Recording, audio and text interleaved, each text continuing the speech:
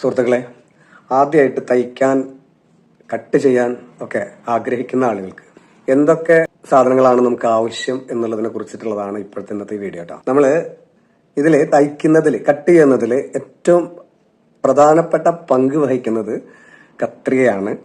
എങ്കിലും അതുപോലെ തന്നെ ഒരു സാധനം ടേപ്പിനുണ്ട്, പിന്നെ ചോക്കും, അതുപോലെ തന്നെ സ്കെയിലുകൾ. അപ്പൊ എല്ലാവരും ഇതില് ഈ കട്ടിങ്ങിന്റെ ഭാഗത്ത് തുല്യമായിട്ടുള്ള പങ്ക് വഹിക്കുന്നുണ്ട്.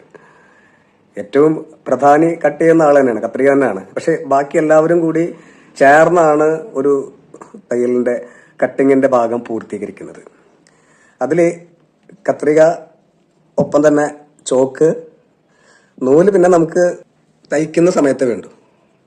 അതുപോലെ തന്നെ ഈ പിന്നും നമുക്ക് വളരെ ആവശ്യമായിട്ടുള്ള ഈ പിന്നിന്റെ കാര്യങ്ങൾ എന്തിനൊക്കെയാണ് ഈ പിന്ന് ഉപകരിക്കുക, നമുക്ക് നമ്മുടെ കൂടെ മറ്റൊരാൾ ഒരു സഹായത്തിനുള്ളത് പോലാണ് ഈ പിന്ന്.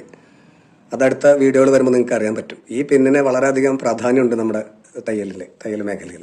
അതുപോലെ തന്നെ ഈ സ്കെയിലും, ഈ ഒരു സ്കെയിൽ നമുക്ക് കഴുത്ത് വെട്ടുമ്പോഴും അതുപോലെ തന്നെ നമ്മൾ ചുരിദാറിന്റെ ലെങ്ത്, ഷോൾഡർ ഭാഗമൊക്കെ വെട്ടാൻ സ്ട്രെയിറ്റ്, അതായത് വളയാതെ സ്ക്വയർ ഭാഗങ്ങൾ സ്ട്രെയിറ്റ് കിട്ടാനായിട്ട് ഈ ഒരു സ്കെയില് ആവശ്യമാണ്. അതുപോലെ തന്നെ ഇത് പിന്നെ ഒരു ഭാഗം സ്ട്രെയിറ്റ് സ്കെയിലും ഒരു ഭാഗം അതിന്റെ ഒരു കെർവുണ്ട് ഇതിന് കണ്ടോ.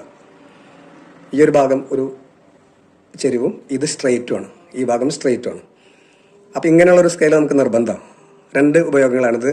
ചുരിദാറിന്റെ ഷേപ്പൊക്കെ നമുക്ക് ചെയ്യാനായിട്ട് സീറ്റിന്റെ ഭാഗത്ത് നിന്ന് ഷേപ്പിലേക്കും ചെസ്റ്റ് ഭാഗത്ത് നിന്ന് അംഹോളിന്റെ താഴെ നിന്ന് ഷേപ്പിലേക്കും ഈ ഒരു ഭാഗമുള്ള സ്കെയിൽ ഉണ്ടെങ്കിൽ നമുക്കത് ഈസി ആയിട്ട് ചെയ്യാൻ പറ്റും.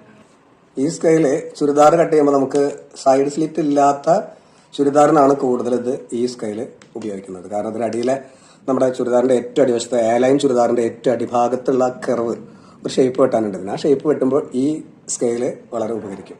പിന്നെ അതുപോലെ തന്നെ ഈ ചെറിയ കട്ടർ അത് സ്റ്റിച്ച് ചെയ്യണ സമയത്തേ വേണ്ടു നമുക്ക്. പിന്നെ ചോക്ക് എപ്പോഴും വൈറ്റ് ചോക്ക് തന്നെ ഉപയോഗിച്ചാൽ മതി. വൈറ്റ് ഡ്രസ്സിൽ മാത്രമേ വേറെ കളർ ചോക്കുകൾ ഉപയോഗിക്കേണ്ട കാര്യമുള്ളൂ. ബാക്കി എല്ലാറ്റിലും വൈറ്റ് ചോക്ക് മതി.